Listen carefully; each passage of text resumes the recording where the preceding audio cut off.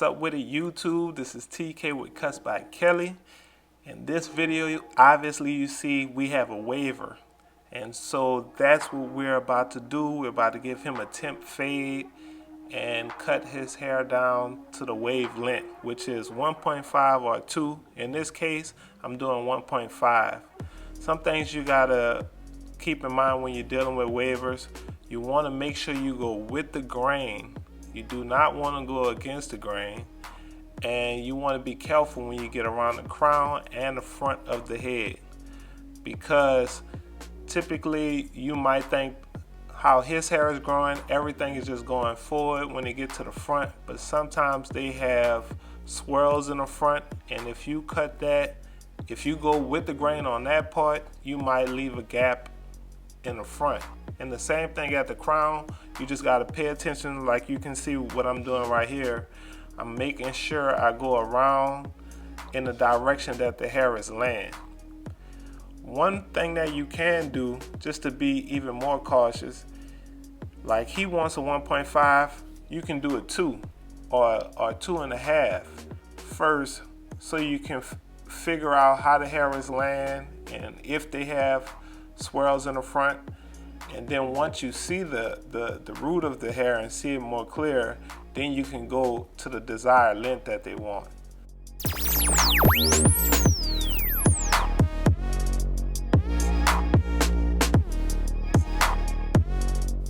So right now I'm setting up for the fading process for this taper. I have my ball line, and here is my 1/8 guard, and I'm going against the grain and knocking out that weight.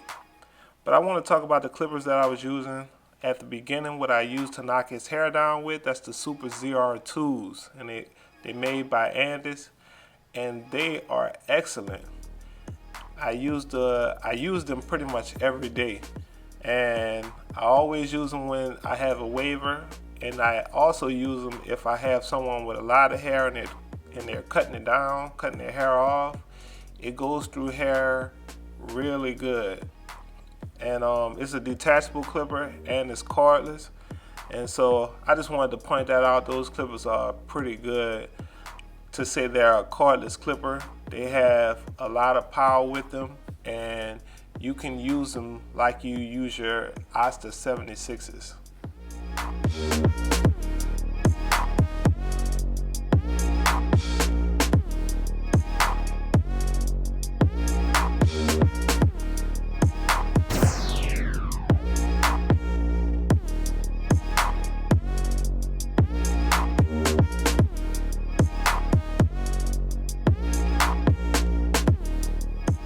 If you have been following me for a while now, you know what the fade process is and how it goes.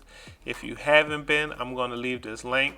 I really think this little short video that I did explains the process good, and it will help you out to understand. And the reason why I made this short video that I'm leaving this link to is because I will watch videos and I wouldn't have a full understanding of what people were talking about. So I hope this will clear it up, and then you can understand what I mean when I say the fade process and the steps that I call out.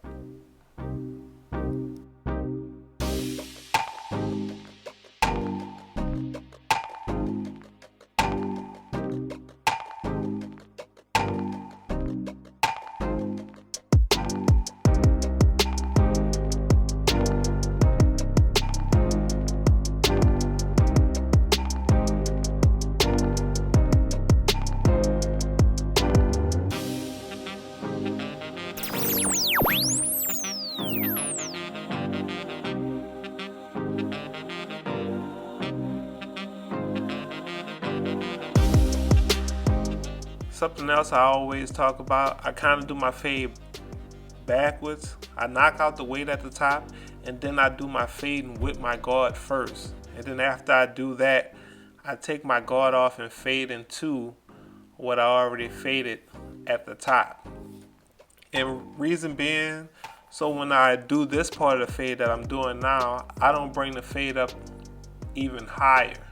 So I like the fact that I already got my top faded. I can see how the blend looks, and it prevents me from going way too high with the fade. especially when they're asking for a low fade. But this just gives me a little more control over what I'm doing versus starting from the bottom, working my way up.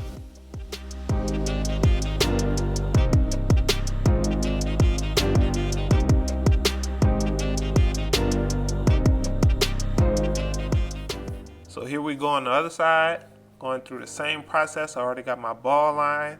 Here I have my number 1 guard, and I am knocking out the weight. That's my 1A guard that I'm using, and I'm knocking out the weight so I can get ready to fade into that. This process is real important. I know a lot of people focus on the fade and those steps, and they tend to do less of this. But if you knock out the weight, which is thin the hair out and lighten up the dark spots, it will make your fades come out even more, and it makes the fading process easier. So you really have to not rush this process the process of knocking out the weight. Don't rush it. Please take out that bulk and make it easier for yourself.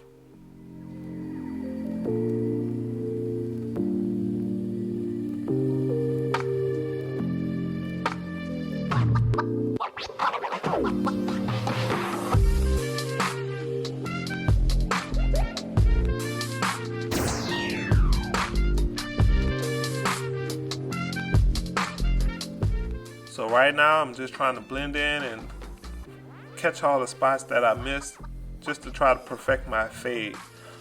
I want to talk about the lighting wherever you're cutting at, whether it's a barbershop, your house, wherever it might be. Lighting is so important, and you can have different lighting for different situations. Me myself, like at the shop that I'm at, the lighting is pretty good. But now that I'm starting to record my videos there, I feel like the lighting isn't good enough, because when I move my client to a position that I like and I can see better, it throws shade for my video. So I'm like, man, I thought the lighting was great, but now I'm finding another challenge, so I'm gonna buy some more lights. For this video, I have a ring light that I use, but I'm gonna buy 2 more lights just so I can use at the shop. But I want to bring that up because you really need all that to have good haircuts, good fades, because it's what you see, like I always mention. So if you can't see it, you can't even fade it. So sometimes we might be thinking that, man, if I get the right clipper, I'm gonna get it, or if I can just work on my blend. And we don't think about our environment. So that's just something for you to think about too. Make sure you have the right lighting, because that's the first step to making the whole process easier. Because I mean, it's gonna be tremendously hard to fade in the dark. Maybe we should start a challenge like that. Who can fade in the dark?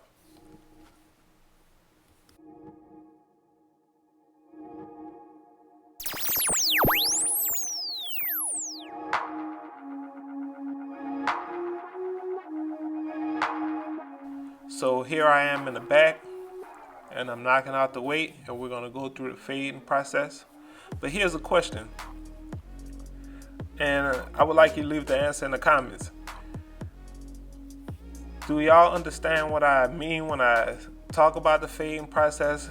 Do you feel like I break it down really good for you to make it understandable? Or I would like to know that, just to see if there's a good process going, or if y'all are learning anything.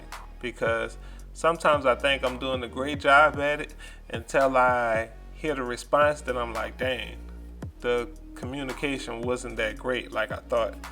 So do me a favor, leave that in the comment if you think I do a great job at it, or what can I do better, what would you like to see or hear.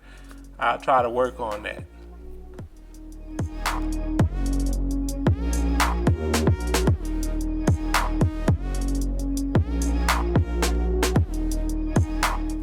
So you can see here at the back, I faded down all the way up. So now I'm on the part where I'm putting my 0 guard on or my 1/16 guard, and I'm going close quarter, 3/4, then open. And like I said, typically I don't do this way because I like to have a little more control on how dark my fades is and how well the blend is. And so I like to do this part first, then I go back and take the guard off, then fade it out. But it's not to say you can't do it this way, because I do it this way depending on what hair I'm cutting, or I also like to switch it up sometimes just so I can stay well rounded on how I fade.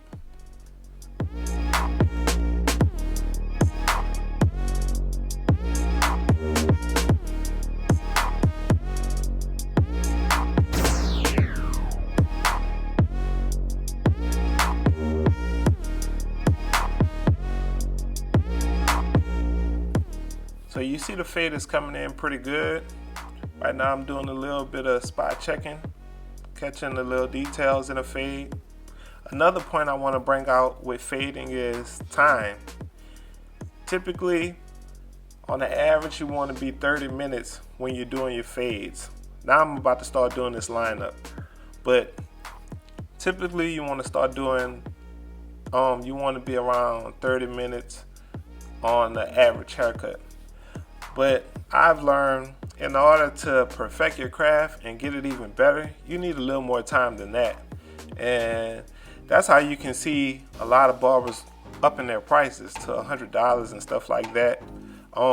It's really because they're giving themselves more time on this one client, and then they can get a better blend, a better product out, and they want to be compensated for that. So that's something you want to keep in mind as well, because sometimes you might see people or barbers who have these awesome haircuts that they're doing and their product looks so good, like the line is crisp and everything just look good, but you really don't know the backstory behind it. You're doing 30-minute haircuts and they're taking an hour and 15 so they can get the detail work down pat. So just keep all those things in mind, because I know how I was and how I am. When I look at different people's work and where I'm at, I'm like, man, I want to get to this point, but it's a whole process that you just have to go through to get to that point. So just keep that in mind. I'm just trying to encourage those who are at the beginning stages or at the middle stage like I am.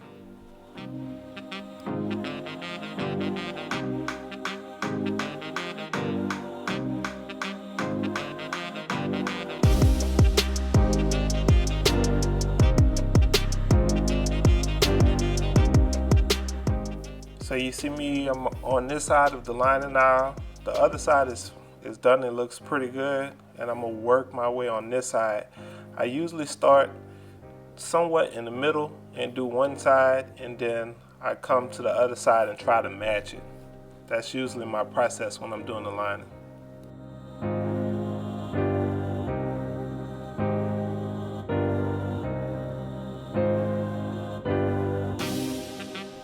So we're at the end of the video, and this is the finished product. I hope you like it. I liked it. My client liked it. I hope you like it. And if you do, please like and subscribe to this channel.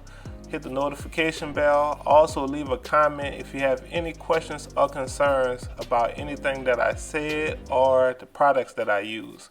With that, this is TK and this is Cuts by Kelly, and I appreciate you.